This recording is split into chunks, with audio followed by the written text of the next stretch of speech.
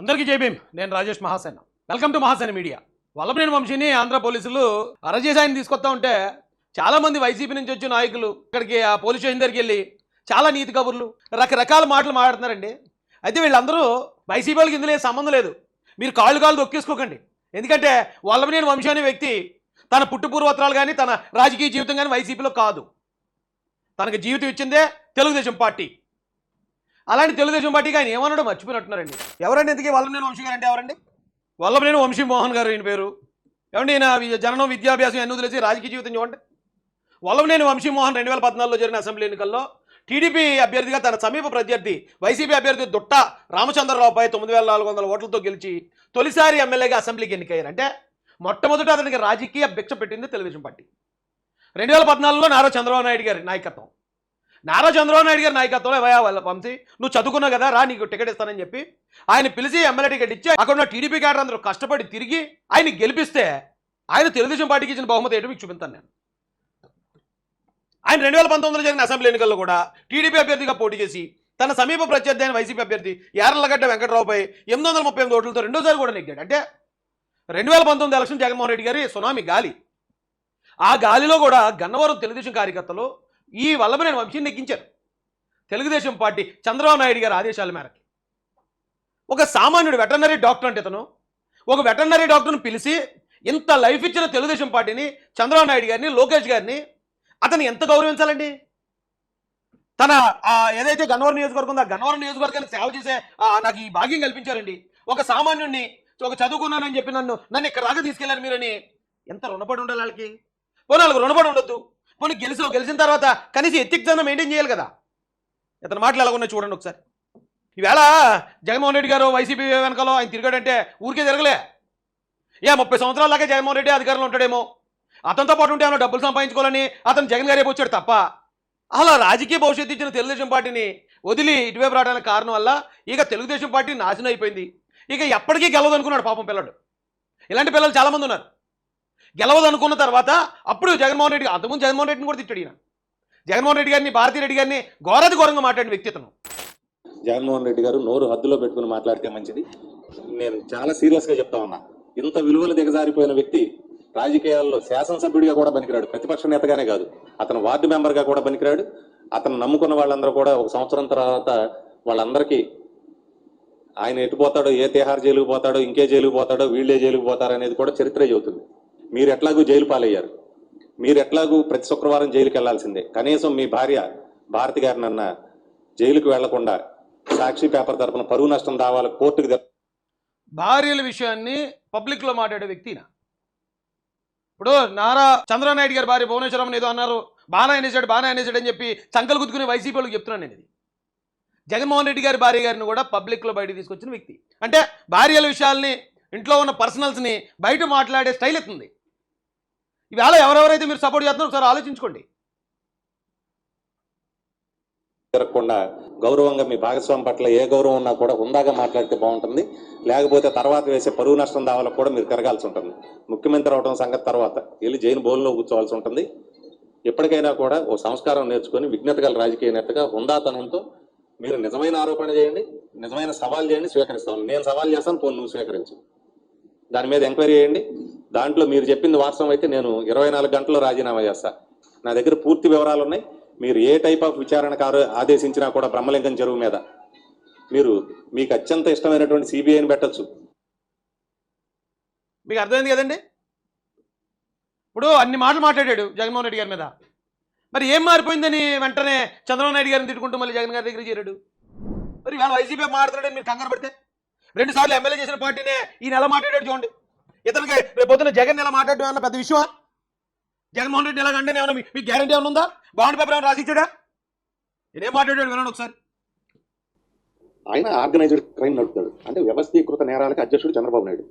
వ్యవస్థీకృత నేరం చేయగలిగాడు కాబట్టి ఎన్టీ రామారావు గారిని పదవి నుంచి దింపగలిగాడు. ఇది ఎన్టీ రామారావు గారి పార్టీ కాదు, ఇది చంద్రబాబు గారి పార్టీ అన్నారు. ఎందుకు ఎలా వచ్చింది? చక్కగా జయప్రదంగా తెచ్చుకున్నాడు. ఇట్లా జయప్రదంగా తీర్పు తెచ్చుకున్న వాడిని ఏమంటారు? తార్పుడు గాడు అంటారు. వయసు మాటున, వృద్ధాప్యం మాటున. ఎప్పుడో 1990లో జరిగింది.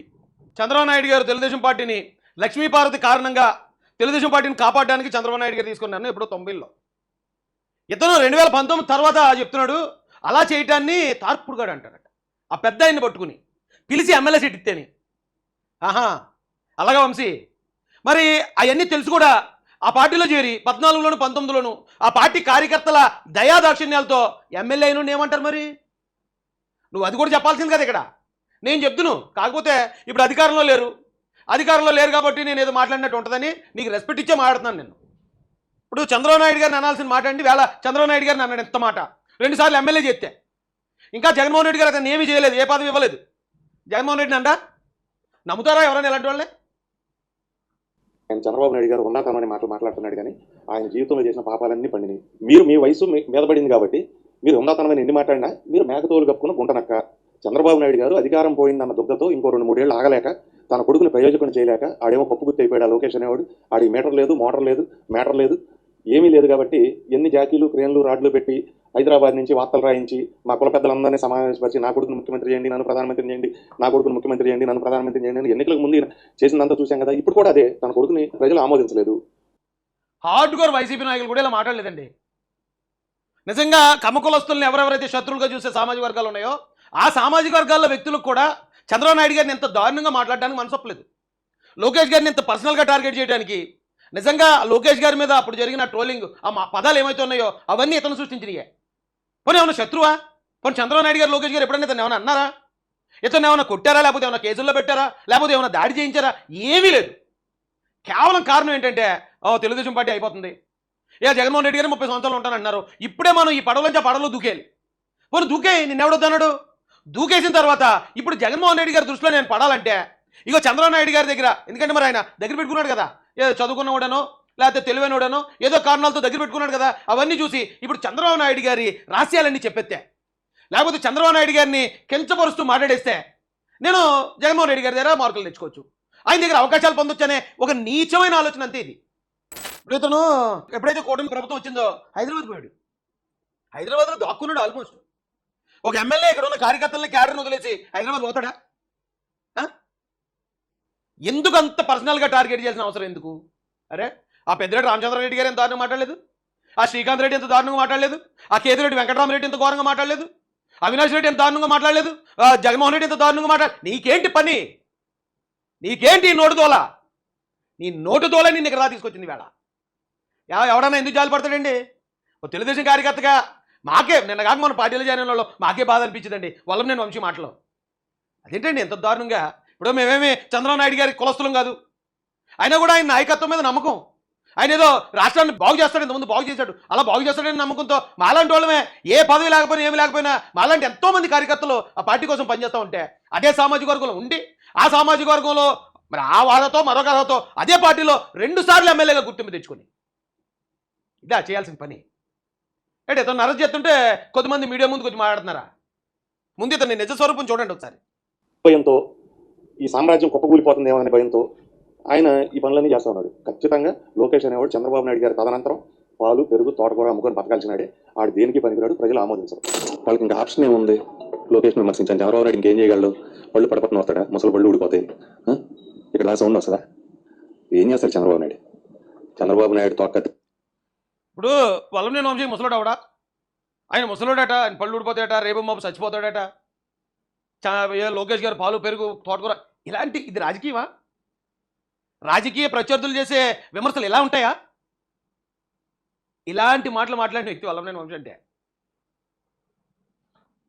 చంద్రబాబు నాయుడు బెదిరింపులు, చంద్రబాబు నాయుడు ఉంకరింపులు, కాళ్ళు పట్టుకోవటాలు ఇవన్నీ ఎప్పుడూ చూసేసాం. ఈ వయసులో నేను ఇక దగ్గరికి వచ్చేసింది, నాకు అవసాన దశ వచ్చేసింది. ఈ లోపు నేను నా కొడుకుని ఏమీ చేయలేకపోతే వాడు పనికిరాని ఇప్పటికే శాసనసభ్యుడిగా కూడా గెలవలేదు, రేపు భవిష్యత్తులో ముఖ్యమంత్రి ఎట్లా అవుతాడు, నా వారసత్వం వాడు ఎట్లా అందిపుచ్చుకుంటాడు అనేటువంటి ఆ తాపత్రయంలో ఆయనకి కొడుకుని ఏదో చేసేయాలి, ఎక్కడో కూర్చోబెట్టేయాలి, సింహాసనం మీద కూర్చోబెట్టడానికి అర్హత ఉండాలి కదా, ప్రజలు ఒప్పుకోవాలి కదా. ఇప్పుడు తన మిత్రుడు రాజశేఖర రెడ్డి గారి కొడుకు సొంత పార్టీ పెట్టి 151 సీట్లు గెలిచి ముఖ్యమంత్రి అయ్యాడు. నీ కొడుకు ఏమో పరమ చచ్చుదమ్మ సన్నాసి, వాడు కనీసం మంగళగిరిలో ఎమ్మెల్యే కింద గెలవలేకపోయాడు. ఆ మాటలు మళ్ళీ నేను రిపీట్ చేయలేను, కానీ లోకేష్ గారి గురించి ఎంత ఘోరంగా మాట్లాడుతున్నాడు చూడండి. ఎమ్మెల్యే కాలేపోయాడట, అలాగట ఇలాగట బూతులు కించపరిచే మాటలు. వంశీ ఈ రాష్ట్రంలోనే అతిపెద్ద మెజార్టీతో నెగ్గాడు, అతిపెద్ద మెజార్టీ 91,000 మెజార్టీ. ఎమ్మెల్యే క్యాండిడేట్కి టోటల్ ఓట్లు కలిపి 91,000 పడతాయి. కానీ ఇక్కడ నారా లోకేష్ గారు వైసీపీ అభ్యర్థి మీద 91,000 మెజారిటీతో నెగ్గి ఈవేళ ఐటీ అలాగే విద్యాశాఖ ఆ మంత్రిత్వ శాఖల్ని విజయవంతంగా నిర్వహిస్తూ ఇక్కడి నుంచే కాదు ఇంటర్నేషనల్ నుంచి కూడా ఆయన పెట్టుబడులు తీసుకొస్తూ ఆయన ఏ స్థాయిలో ఉన్నాడో చూడు. అంటే అప్పటికి వీళ్ళ అహంకారం ఏంటంటే అండి, వీళ్ళు ఎలాగైనా గెలవరేమో. ఇప్పుడు ఎలాగే జగన్మోహన్ రెడ్డి గారు అందరికీ డబ్బులు పనిచేస్తున్నారు, ఆ డబ్బులు పనిచేసిన దాని మీద మళ్ళీ మాకు ఓట్లు పడిపోతాయి, మళ్ళీ మేమే నెక్కేస్తామనే ఆ ఆశ, ఆ అత్యాశ, దురాశ, ఆ నీచత్వం అనమాట. నీచానికి దిగజారడం. సొంత ఇంటి వసలు లెక్కెట్టి వాళ్ళు అంటారండి, ఇంకేదో కానీ ఉంటుందండి. అలాంటి దారుణమైన సామెతలు అంటే ఇతనికి ఉపయోగపడతాయి. చాలా గట్టిగా మాట్లాడుతుంది ఇంకా. అయితే అధికారంలో ఉన్నవాడు ఎప్పుడు ఉందాగానే ఉండాలండి. అధికారం ఉంది కదా, ఇప్పుడు ఎందుకు ఎగ్జాంపుల్ ఇతను కానీ కొడాలి నాని కానీ రోజా కానీ లేకపోతే మరొకరు అధికారంలో ఉన్నప్పుడు ఎలా రెచ్చిపోయేవారండి వాళ్ళు. ఒక్కసారి అధికారం పోయింది, అందరూ మళ్ళీ ఎలకలో కలుగులో దూరేస్తే చూసారా, అలా దూరేశారు. ఇలాంటి వాళ్ళ గురించి మేము మాట్లాడక్కర్లేదు, ఎందుకంటే అలాంటి టైంలో అంత హీట్లో కూడా 30 కేసులు పెట్టినా, హత్యా ప్రయత్నాలు జరిగినా ఇక్కడే ఉండి మేము పోరాడేవండి. ఇక్కడే చంద్రబాబు నాయుడు గారి గుండెలో చిల్లు ఉంది, మీకు తెలుసా? అమెరికాలో మేయో క్లినిక్కి వెళ్ళి చూపెట్టుకుంటాడు. వెళ్ళాడో లేదో కనుక్కోండి, నేను చెప్పింది నిజమో కాదో కనుక్కోండి. ఆయన గుండెలో చిల్లు ఉందా లేదా? ఆయన గుండెలో చిల్లుందా, లేకపోతే ఆయన ప్యాంటు జేబుకి చిల్లుందా, లేకపోతే దేనికి ఎక్కడ ఏది ఉందో ఇతనికి పని ఏంటండి? ఏంటండి ఈ రాజకీయం? అతనేమి అలగ మనిషి కాదు కదా, అతనేమి తాగిపడిపోయి తాగుబోతు కాదు కదా, 2 సార్లు ఎమ్మెల్యే చేసిన వ్యక్తే కదా. ఎమ్మెల్యే చేసిన వ్యక్తి పోను ఓకే, నీకు నచ్చలేదు తెలుగుదేశం, నువ్వు వైసీపీలోకి వెళ్ళు అధికారం కోసం వెళ్ళు, అలా వెళ్ళిన వాళ్ళు చాలామంది ఉన్నారు. కానీ ఇంత దారుణంగా దిగజారి మాట్లాడిన వాళ్ళు లేరు అందులో. చంద్రబాబు నాయుడు గారి దయతో రాజకీయ భిక్ష పొందిన మీలాంటి వాళ్ళు కూడా మరి ఇంత ఘోరంగా మాట్లాడుతూ ఉంటే ఆ రోజు వాళ్ళు ఎంజాయ్ చేసి ఉండొచ్చు వైసీపీ వాళ్ళు, కానీ వాళ్ళు కూడా మిమ్మల్ని పూర్తిగా నమ్మరు ఇలాంటి క్యారెక్టర్ ఉన్న వ్యక్తుల్ని. మైకేల్ జాక్సన్ లాగా ఈ మధ్య ఇట్లా పెట్టుకుని మైకులు ఇట్లా ఇట్లా అంటున్నాడు. ఎందుకు అన్నాడు? ఈ చేయబోయింది. నాకు ఆయన గురించి అనేక విషయాలు తెలుసు, ఇవన్నీ మాట్లాడితే బాధపడతాడు. అలా బ్రెయిన్ పోయింది వాళ్ళకి. చంద్రబాబు నాయుడు గ్యాంగ్కి బ్రెయిన్ పోయింది. ఆయనకి అల్జీమర్స్ వచ్చింది, మర్చిపోతున్నాడు. అబద్ధం చెప్పడం కాదు. అందరూ ఏమనుకుంటారంటే చంద్రబాబు నాయుడు గారు అబద్ధాలు చెబుతున్నాడు, ఎన్నో చెప్పేవాళ్ళు కాదు. ఆయన మతిమరుపు వచ్చింది, అల్జీమర్స్. ఆయనకి ఎప్పటి నుంచో ఉంది ఇది. దానికోసం ఈ మధ్య చేపలు కూడా తింటాం మొదలు పెట్టాడు. మళ్ళీ అది తింటే తగ్గిపోద్దని మానేసిన మాంసం. ఆయన ఒళ్ళు స్మెల్ వస్తుంది కదా నాన్ వెజ్ తింటే, అందుకని చెప్పి మానేశాడు. ఈ మధ్య అల్జీమర్స్ ట్రీట్మెంట్ అని చేపలు తింటాడు. ఏం నిజం కదా? ఇవన్నీ ఏ 1-2 కాదండి ఇలాంటి మాటలు. చెబుతామని బాధ. ఎన్ని వేరే వాళ్ళకి ఎవరో తెలియదుగా. మొత్తానికి మీరైతే భువనేశ్వర్ గారికి క్షమాపణ చెప్తున్నారు. నేను నిజంగా ఫీల్ అయితేనే చెబుతాను. నన్ను బెదిరించి అయితే ఎవడు చెప్పించలేడు.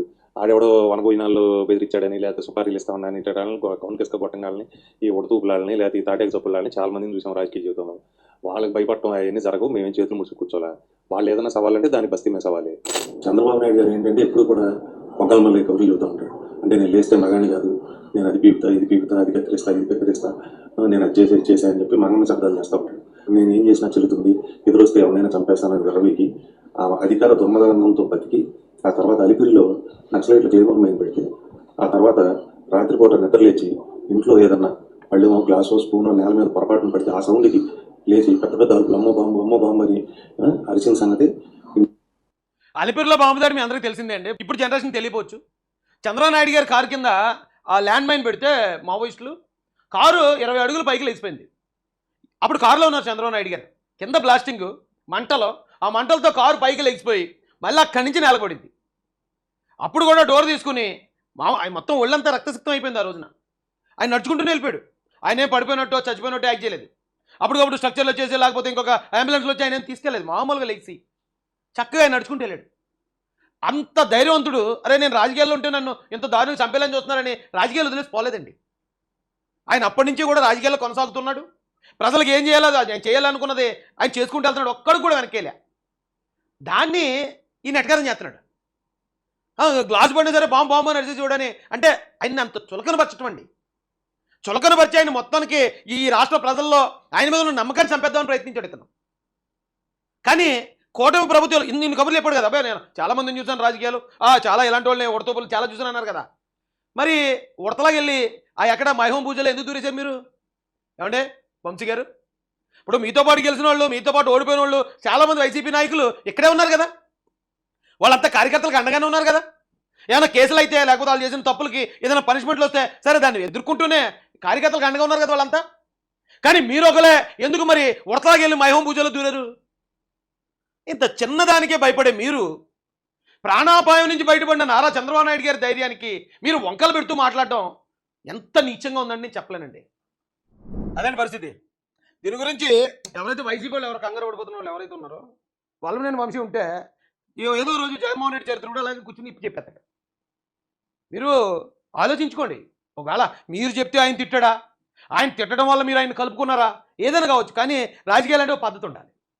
ఎవరినైనా ఒకళ్ళని విమర్శిస్తున్నాం నేను జగన్ గారి కోసం పనిచేశాను. జగన్ గారి కోసం నేను పనిచేసినప్పుడు ఏ స్వార్థం ఆశించకుండా పనిచేశాను. కానీ ఆ తర్వాత జగన్ గారిని నేను వ్యతిరేకించాను. దానికి కారణాలు చూపించాను. ఇదిగో ఇక్కడ డాక్టర్ సుధాకర్ గారిని గుండు కొట్టి చంపేశారు. ఇక్కడ పలానా ప్రసాద్ని పోలీస్ స్టేషన్లో పెట్టి శిరోమండం చేశారు. ఇక్కడ పలానా బాలరాజు చంపేశారు.